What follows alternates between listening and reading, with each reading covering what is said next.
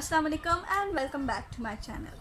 जैसे कि पिछले लेक्चर में हमने एनजीओज़ की बात की और हमने universal declaration of human rights UDHR की बात की, तो हमने थोड़ा सा फ्रेंच रेवोल्यूशन की तरफ भी आ गए थे हम 18वीं सेंचुरी की तरफ, जो कि फ्रांस में हुआ था और वो क्या था और क्यों हुआ, इसके ऊपर भी हम थोड़ी सी बात करते हैं। तो when they started going towards improvement in era of renaissance हमारे पास एक एरा था ही रीबर्थ का। जब रीबर्थ किस चीज़ की, आर्ट की, पेंटिंग की, एजुकेशन की या फिलोसफीज़ की, ये रीबर्थ था रेनाइसेंस में हुआ। And people become economically stable and people started reading and painting, the philosopher increase हो गए थे इसमें।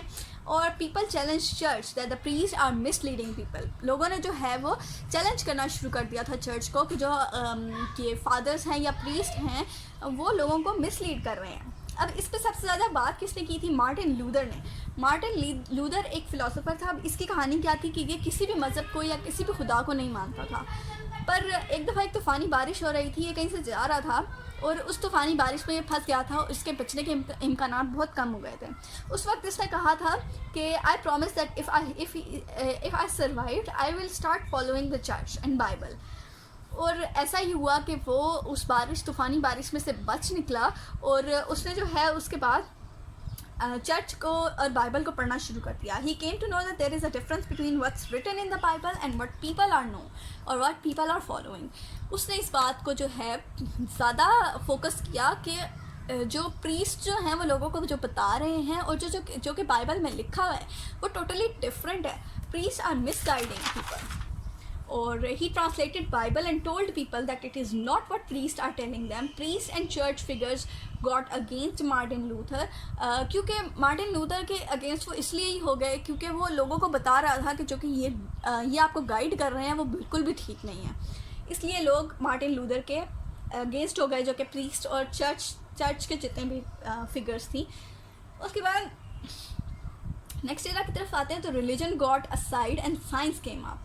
साइंस ने जो है वो ऊपर आना शुरू कर दिया। After this a revolution started in France, ये थी एक फ्रेंच रेवोल्यूशन के साइंस ऊपर आ गई और रिलीजन साइड पे हो गया क्योंकि इसमें बहुत सारे जो थे वो इख्तलाफात आने शुरू हो गए थे। अब फ्रेंच रेवोल्यूशन जब आया तो इसका एक स्लोगन था, इक्वालिटी, लिबर्टी, फर्टेनिटी। अब इक्वालिटी में हमारे पास monarch, priest should have life like a common man. इसने बात की कि जो आम लोगों की ज़िंदगी है ये प्रीस्ट और मोनार्क्स को भी वैसी ज़िंदगी बसर करनी चाहिए। लिबर्टी में हमारे पास religious extremist believed no one will stand against them, can do anything, freedom of expression दे दिया गया लोगों को। उसके बाद फर्टेनिटी की बात की जाए तो we should have solidity, people should understand each other. These three slogans are dividing human history into the three generation। अब इन तीन slogans ने इक्वालिटी, लिबर्टी और फर्टेनिटी ने जो है ह्यूमन राइट्स को तीन जनरेशन में या तीन डायमेंशंस में डिवाइड कर दिया।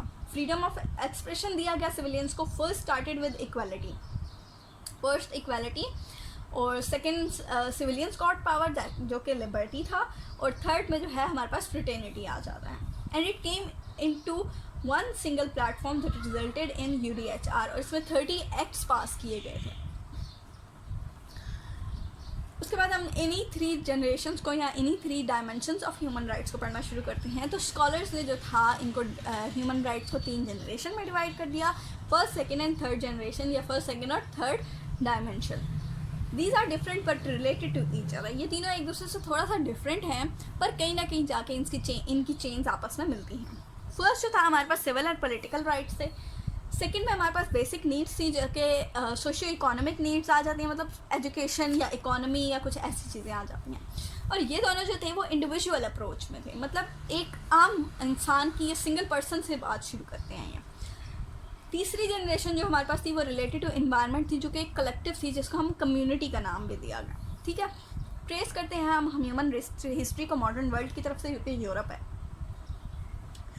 सबसे पहले अगर हम बात की जाए रेनाइसेंस की, तो जैसा कि हमने यहाँ पे भी बात की कि इम्प्रूवमेंट हमारे पास एरा ऑफ रेनाइसेंस से ही आया। रेनाइसेंस का मतलब है रीबर्थ। इसमें कल्चर की, आर्ट की, पॉलिटिक्स की, इकोनॉमी की, एजुकेशन की रीबर्थ हुई।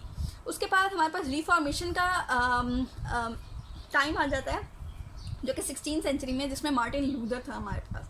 फ्रेंच रेवोल्यूशन का टाइम था। Religious, political, intellectual, cultural upheaval, मतलब इसमें जो था वो सब चीज़ें एक रिफॉर्म हुई थी। उसके बाद अगर हम बात करें तो इनलाइटमेंट आ जाता है हमारे पास, जो कि एक पीक थी। इंटेलेक्चुअल और फिलोसॉफिकल मूवमेंट्स हुई इसमें और डोमिनेट कर दिया इसने वर्ल्ड ऑफ आइडियाज़ को। उसके बाद अगर हम देखें तो इंडस्ट्रियल रेवोल्यूशन है हमारे पास, जिसमें तो थी कि इंडस्ट्रीज बहुत ऊपर आ गई थी। Transition to new manufacturing processes in Europe and US, इसमें मशीनरी की मेकिंग बहुत ज़्यादा हुई, इसमें इंडस्ट्रीज ने पीक पकड़नी शुरू कर दी थी। उसके बाद साइंटिफिक रेवोल्यूशन की तरफ अगर आज हम, तो उसमें साइंस डेवलपमेंट बहुत ज़्यादा हुई थी। इसके इन सब के उसमें जो था हमारे पास फ्रेंच रेवोल्यूशन आया था।